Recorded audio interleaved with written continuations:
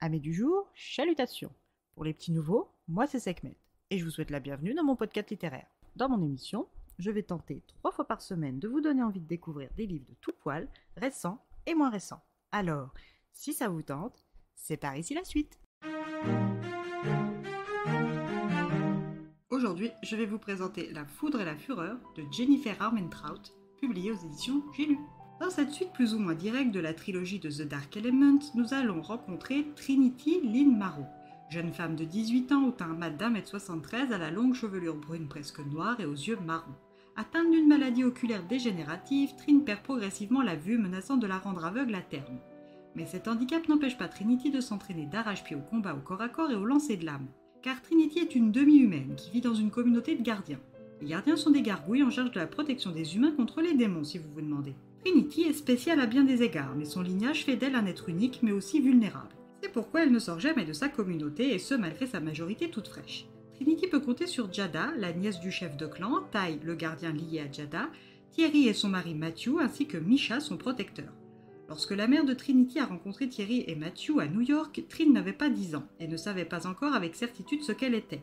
Mais une fois sa nature définie, une protection s'est instantanément mise en place et après des interactions prometteuses avec ce petit gardien qu'était Misha, ils se sont retrouvés liés. Si Trin meurt, Misha aussi, même si l'inverse n'est pas vrai. Cela fait maintenant plus de 10 ans que les deux amis sont liés et leur amitié est solide, mais comme toute amitié basée sur une obligation primaire, elle comporte des points de friction et de tension. Et la liberté de mouvement et d'action en est une. Misha et Trin sont tiraillés entre leurs devoirs et leurs envies. Trinity, qui est d'un tempérament aventureux et risque tout, rejoint sans prévenir Misha, un des gardiens, pour regarder un film en tête-à-tête. Un canapé, une télé, une ambiance tamisée, et une chose en entraînant une autre, ils commencent à s'embrasser. Trin apprécie Clay, mais pas au point de vouloir aller trop loin avec lui sur ce dit canapé. Alors, quand celui-ci s'enhardit et commence à devenir trop tactile, Trinity lui demande de s'arrêter. Clay n'est pas de cet avis et continue, obligeant Trinity à se défendre. Et comme elle n'est qu'à demi-humaine, lorsque son autre moitié se réveille, elle est tout à fait capable de maîtriser un gardien seul. Clay va la prendre à ses dépens en passant à travers la fenêtre de son salon pour aller rouler en boule dans un buisson plus loin. Non, c'est non. Trinity sait que depuis son arrivée au siège des gardiens, elle ne doit pas révéler sa nature, donc contrôler sa force, mais cela ne l'oblige pas à se laisser agresser pour autant. Quand avec Misha, ils en parlent à Thierry, ce dernier sanctionne Clay sévèrement, laissant un goût amer à celui-ci.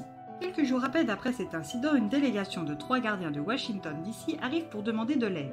Dans leur ville, un être tue sans distinction des démons et des gardiens, et le nombre de gardiens à DC est insuffisant pour traquer, débusquer et éliminer la menace. Thierry les invite sans option de refus à rester pour la semaine. Cette conversation privée entre Thierry, Matthew, Nikolai, le nouveau chef de clan de DC, Dez et Zane, a bien évidemment été espionnée par Trinity. Surprise par les yeux bleu clair du gardien prénommé Zane, elle s'éclipse mais ce dernier la rattrape. Quand Trinity se retrouve face à lui, elle ne sait plus qui elle est ni ce qu'elle fait. Elle qui est, depuis son enfance, entourée de gardiens programmés génétiquement pour être excessivement beaux sous leur forme humaine, ne s'est jamais sentie comme une godiche.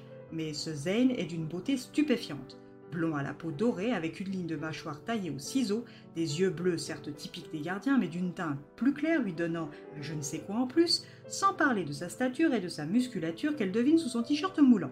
Misha est grand et sous sa vraie forme il est impressionnant, mais elle sait que Zane doit l'être encore plus, et elle ne peut, même si ça l'agace, le nier, il la fascine et l'attire. La première rencontre est quelque peu musclée entre les deux et un courant électrique est palpable, mais l'arrivée de son ami et protecteur stoppe tout. Misha prévient Trin de ne pas s'approcher de Zane, mais Trinity n'en fait toujours qu'à sa tête, et ce n'est pas maintenant qu'elle va changer. Durant les quelques jours où la délégation de DC est là, est aussi synonyme de mouvement et c'est Trin qui va en faire les frais. Et oui, Clay, toujours très énervée contre Trinity, décide de l'agresser, mais cette dernière se défend et le tue. Mais dans ce combat inégal, elle est blessée. Zane l'a sentie et c'est lui qui la retrouve. Son sang a un goût de crème glacée pour Zane et doit être impérativement nettoyé au plus vite au risque d'attirer de gros ennuis à la communauté tout entière. Zane est inquiet et sait qu'elle et les autres ne lui ont pas tout dit à propos de cette humaine vivant au sein d'une communauté de gardiens. Qui est-elle vraiment? Que signifie cette odeur? Pourquoi est-elle si entraînée? Et pourquoi a-t-il le sentiment profond de la connaître depuis toujours? Les choses ne sont pas ce qu'elles paraissent être. Alors, saurez-vous les distinguer?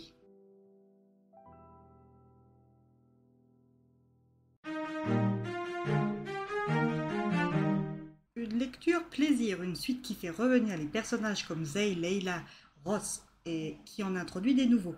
Une lecture qui peut bien évidemment se faire sans avoir préalablement lu la trilogie de The Dark Element, mais qui est encore plus addictive quand elle y fait suite.